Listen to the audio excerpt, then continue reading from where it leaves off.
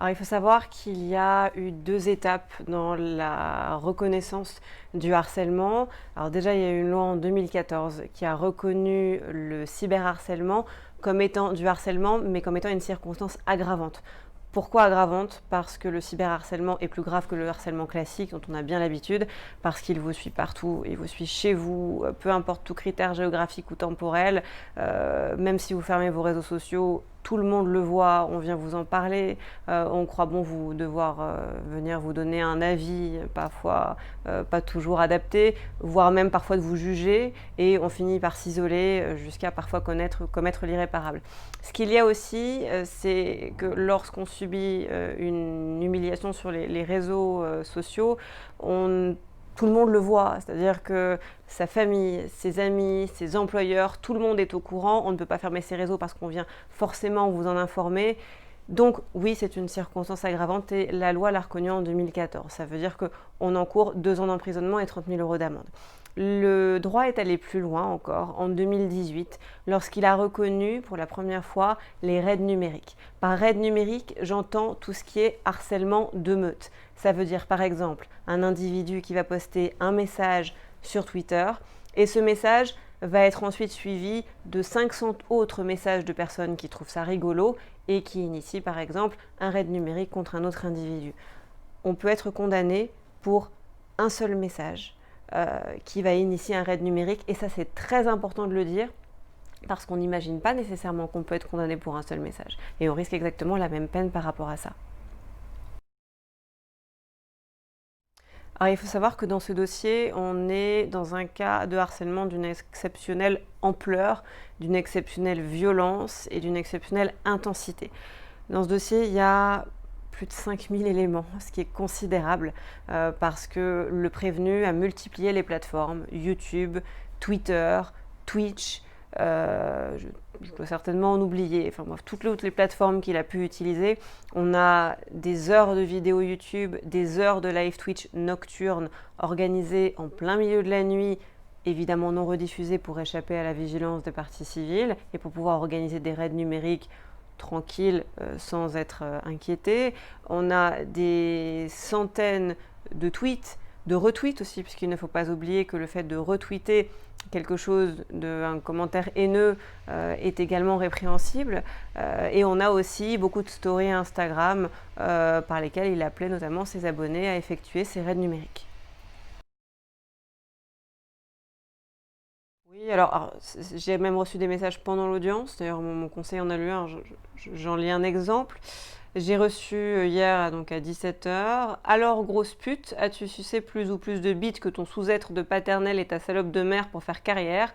Espèce d'immonde et stupide femelle.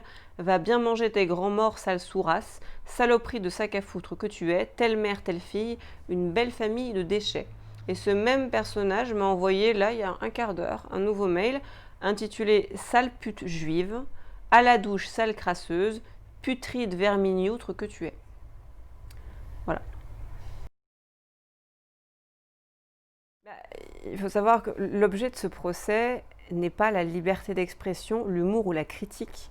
Parce que si l'on peut s'exprimer, si l'on peut rire, si l'on peut affirmer un avis, voire même si l'on peut critiquer, on ne peut pas piétiner, on ne peut pas humilier, on ne peut pas intimider, on ne peut pas harceler.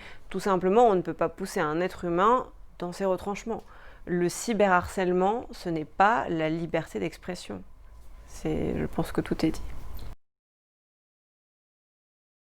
A été évoquée à l'audience une question de conflit d'intérêts, puisque la situation est assez particulière. Je me suis retrouvée à la fois avocate de 8 parties civiles et moi-même victime, et donc moi-même également partie civile et représentée par monsieur le bâtonnier Charrière-Bournazel.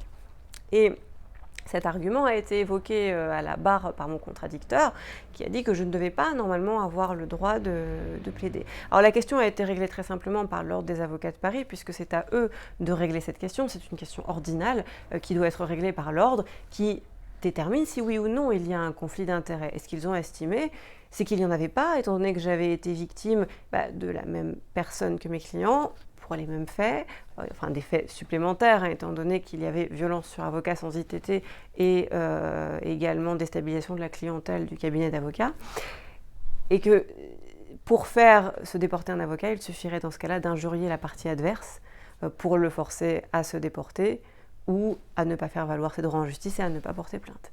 Donc la question du conflit d'intérêts, de toute façon, a été réglée, et a été réglée avant l'audience par un avis qui avait été rendu par l'ordre.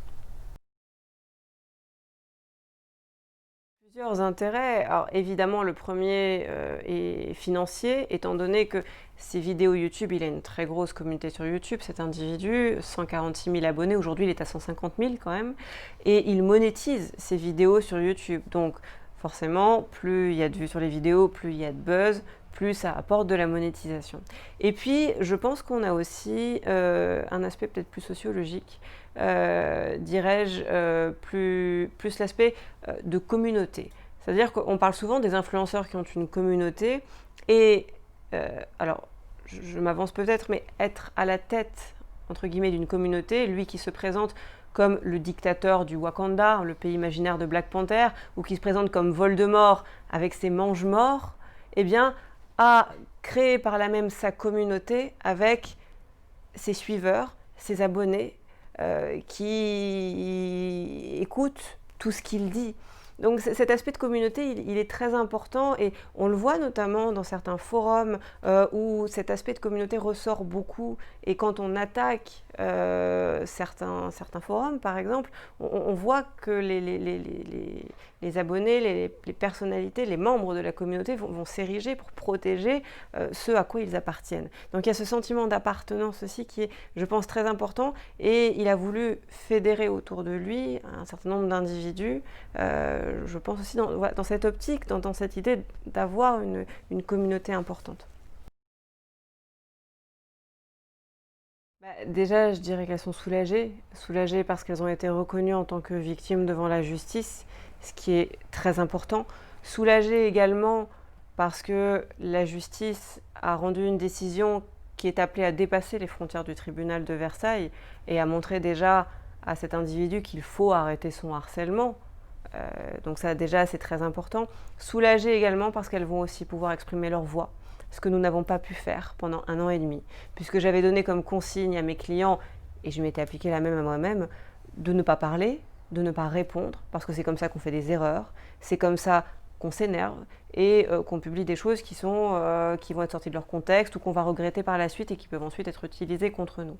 Donc en réalité, pendant 1 an et demi, les abonnés de Marvel Fitness n'ont eu que sa version des faits. Uniquement la sienne et absolument pas la nôtre, et ils n'ont pas pu prendre la mesure des 5000 éléments qui ont été portés au dossier, parce qu'ils ont suivi quelques éléments épars par-ci par-là, et parce qu'ils ont écouté ce qu'il leur a dit. Donc il y a un soulagement de pouvoir s'exprimer, il y a un soulagement de pouvoir rétablir la vérité, et il y a un soulagement aussi de pouvoir être considéré comme victime. Alors bien sûr, il y a l'avant, qui était terrible, et puis il y a l'après. Je n'irais pas dire que l'après est pire, parce que on peut s'exprimer aujourd'hui, et ça fait quand même toute la différence. Parce que avoir droit à la voix, c'est fondamental. On peut se défendre, et on peut enfin s'exprimer, on n'est pas réduit au silence. Mais c'est vrai que là, actuellement, on reçoit tous, moi y comprise, et j'ai pu en lire quelques-uns tout à l'heure, des milliers de messages de haine, des milliers de menaces de mort qui sont absolument épouvantables de la part de ses abonnés, de la part d'individus qui crient à l'injustice vis-à-vis de ce procès. Alors d'un côté, je les comprends aussi parce qu'ils ne savent pas ce qu'il s'est passé. Ils n'étaient pas à l'audience, ils n'ont pas tous les éléments, et ils donnent leur avis avec ce qu'ils ont.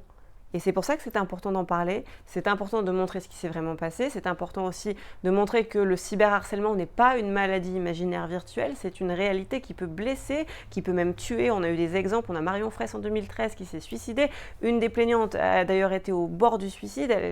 J'ai eu très peur à plusieurs reprises, j'ai eu très peur pour mes clients, j'ai eu très peur aussi pour les témoins, parce que Marvel Fitness avait annoncé dans un live Twitch qu'il allait, il avait sous-entendu qu'il allait donner le nom des témoins, et il en a donné un d'ailleurs, le nom des témoins qui avaient témoigné contre lui dans le dossier. Donc c'est vrai que c'est quelque chose qui est aussi très angoissant.